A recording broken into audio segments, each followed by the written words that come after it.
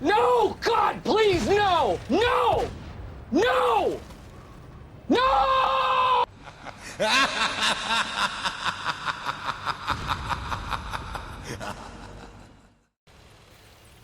Hi guys, and welcome back to the channel. Today I've got two replays in two tanks that are very similar, and I've featured them both together once before as well. Now these two tanks are the Wz-111 5A and the Wz-111 Qilin, or QL. We'll stick with the QL because that's easier. Now the two tanks that are incredibly similar. If you've watched the video previous, which is pre 6.0, this will be like the post 6.0 version, probably. That's what I'll put it down to. And yeah, so these tanks are very similar tanks. I believe they both actually have the same stats in most ways, except for the gun. The gun is like the biggest difference to the tank, but for the most part they both play exactly the same. And obviously this has a 490 alpha gun on the 5.8, and on the QL you have a 560 gun. Now the QL... No, okay, this tank is fabulous, right? This is a fabulous heavy tank. And the QL just takes it to another level. Because the 560 alpha... Because it's always nicer to have higher alpha, especially if you have the same DPM. Because for some reason, in all of their wisdom, when they made the QL, they made it have the same DPM. So, obviously, the QL reloads slower than this tank, but you're still going to destroy things as quickly in that tank as you will in this tank, if not more so for having the 560. Now, having pretty much the same or similar DPM, but one tank having higher alpha and one lower, only really matters on tanks that can permatrack. And I'll take the Tortoise and the Badger for that.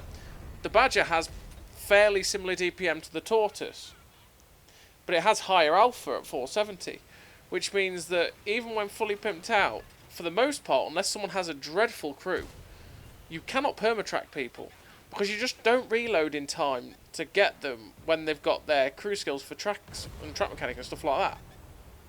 Whereas with the Tortoise, if you've got the Tortoise DPM fully pimped out as well, with its incredible reload, even though it's got fairly similar DPM to the Badger, it can permatrack people and wreck them, because, well, it doesn't have the higher alpha, so the reload's quicker. So, really, the QL, even though it's got the same DPM as the 5A, it's just way better, because 560 on a gun that's like this, that's just as accurate as this, it has the same soft stats, it's beautiful, and it kind of makes this tank a little bit obsolete, to be honest, because it's like, well, why would you play the 5A if you could have the QL? But obviously, the QL is a free XP tank, and this is freely available on the tech tree. So, if you're a free-to-play player, well, you're not... While you're losing out by not having the QL, it's not like you've got a bad tank by any means. Because this tank is still fantastic. It just means that the QL is just slightly better than you. Just sad way of it. So in this game on Sunset Coast, everybody's favourite map, we've decimated an E100 and some chieftains on that little flank fight we had. We showed everything that was bad about an E100 by literally just going, oh, I've pressed A and loaded heat, and you're dead. So that's a sad point of the E100. As soon as you fire heat and stuff like that, you destroy them. And these two replays that I'm showing now are I think they're some of the last ones from the first couple of days, where there was that line of sight bug. So as you can see at the minute, we've got it where we can't quite tell where people are. Now look at that. That's one thing with obviously the new crew system, and it's the same with every other tank. The accuracy on these tanks has become fabulous. Did you see that shot we had on that UDES? That was slim to nothing, and it went straight into his lower plate. That's mental. Like, yeah, it's crazy what you can do with these guns now. And obviously this tank having better DPM now, and having the incredible gun handling, it just makes these heavy tanks incredible. So we're going to try and progress after this TD. I couldn't see what it was. It's a Jagdpanzer. It's a full health Jagdpanzer. But he's so concentrated on heavy tanks in front of him that are spotted. And this is where that line of sight, as well as the fact that this guy probably hasn't got a clue what's going off, right? The line of sight bug was probably helping me there, because he would never have seen me coming if he hadn't looked at his map. And obviously, as well as that, I want to say it's also probably the fact that this was in the first couple of days, so as well as that, people's awareness is shot. Like, my awareness is still shot now. Sometimes it's just like, what the hell is going off? Like, I'm getting used to the map in the top left corner. I know you can put it in the bottom right corner, but for me personally, having the tank info about what you're shooting at in the bottom right corner is more preferable to me than the top left corner. Hopefully one day they'll make it so that we can have that back above the tank like normal, or like pre 6.0, because quite frankly that's just what I want. I don't want to have to keep looking to a stupid box to see what's going off with an enemy tank, and I want my map in the bottom right corner. But this why, so if you're watching these replays and you see the map still in the top left corner, it's because generally I'm getting a bit more used to it being in the top left corner, and honestly having the tank info in the top left corner instead of the bottom right like it is now, it's just a pain in the ass. It takes your eye line away too much sometimes. It's just a pain. So we finished that game and we got 5.5k damage, 1500 assistance, 1700 base, 3 kills. So that's what, quick math, 7k combined. That was a nice game for the 5A. And we're on to the QL. Now obviously the QL doesn't look all that good. It would be nice if you could remove that and have it so, you know, so the new skin system that they've just brought in, hopefully one day they'll make it so that you can make the QL just look like a 5A. Although it would be annoying to fight against, right? Because then if you made it so that people could remove the skin, then people might see a 5A and go, oh, it's only a 5A. But it's actually QL and it slaps you harder. So as you've seen with the start as well, what I was doing there was spamming my ammo so I could reload and see what my pimped out reload is. So if I'm running food and I've got the good crew skills, I can have a 60? Sorry, I'm looking at the food. I can have a 9.1 second reload, which is absolutely beautiful.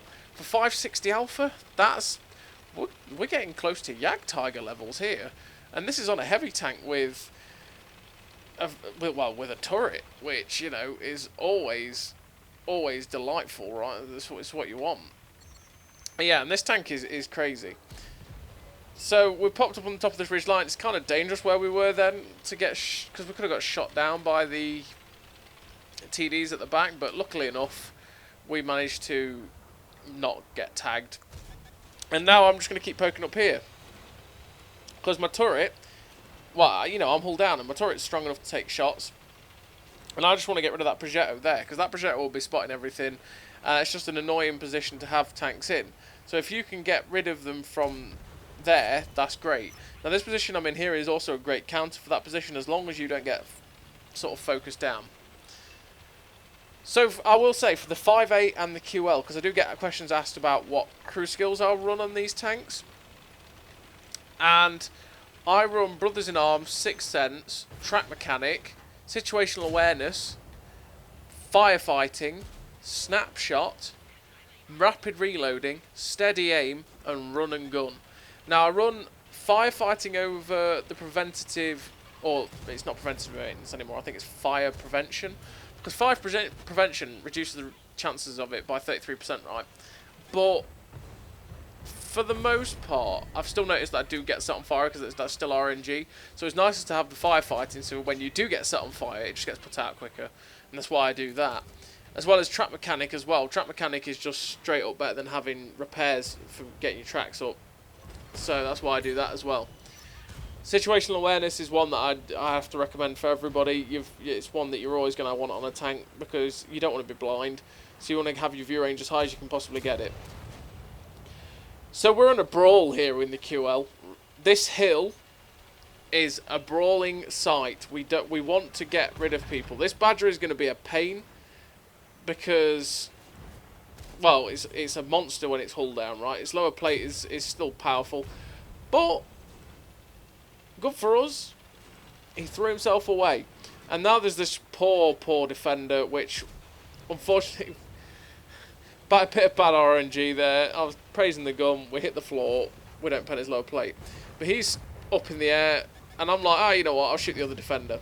That was pure greed. If I'm totally honest, that was pure greed. That was me going, he's only got 100 health, I want more damage, so I'm going to shoot the other guy instead.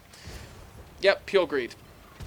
But we still managed to shut him down, because somehow with 4 people around me, he didn't die. But there we go. So we're on 3k damage now, we're on 1300 and 1300 resistance. And this fight is over on the hill. So most of them are down at the HJK123. Or it's HIJ now, isn't it? Yeah, it's HIJ. They're at the HIJ, and there's a couple of people left on this upper bit. Now that HIJ line is just it's a poor line, really, because if anyone wins the hill and if anyone wins these high grounds, you just get wrecked very, very easily. There's too many places where you just get spotted out and you can get shot up from. So I'm trying to get lower down now so I can get a nice shot into this I-7. We get one, we didn't even have to fully aim it. I'm quite confident for the most part when I'm in this tank, or if I'm in most tanks now, to be honest, where I don't really have to fully aim shots. I can just get it like 3/4 of the way in, and for the most part it will fly straight in for us. Because that's just what gun handling is like now. And, you know, it's kind of nice because before, obviously, it could get incredibly frustrating. But at the same time, when you've got tanks like this QL, who is just going to snapshot you all the time and hit you for the most part and kill everything in your tank, it's going to become a bit annoying, right? So we're at distance. We're being spotted by the Type 4 that was in front of us. There's an E4 over there that can look at us, but he's gone unspotted and we're still spotted. So I was like, okay, I've got to get down into this ditch. So I get down into the ditch because I can go hull down here. I can stay safe from those guys over there, and if I need to, I can just pull up to get more shots in. So we shut down the QL, and there's just the E4 over there. The Type, I think it's a Type 4 heavy in front of us, and something else. So the Type 4 pops up, and it's like, oh, okay then.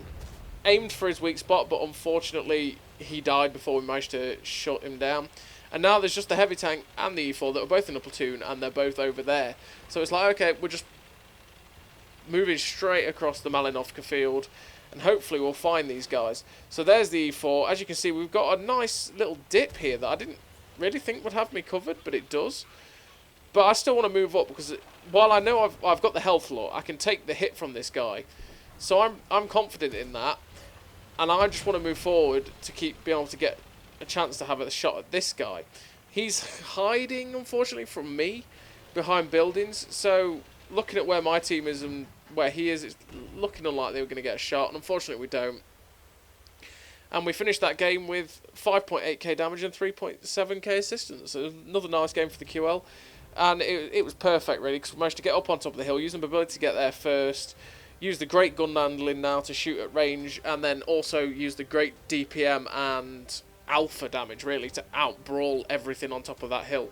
And this is definitely a fantastic tank, and I'll always say that this is definitely the free XP tank that you want to be picking up, because it's fantastic.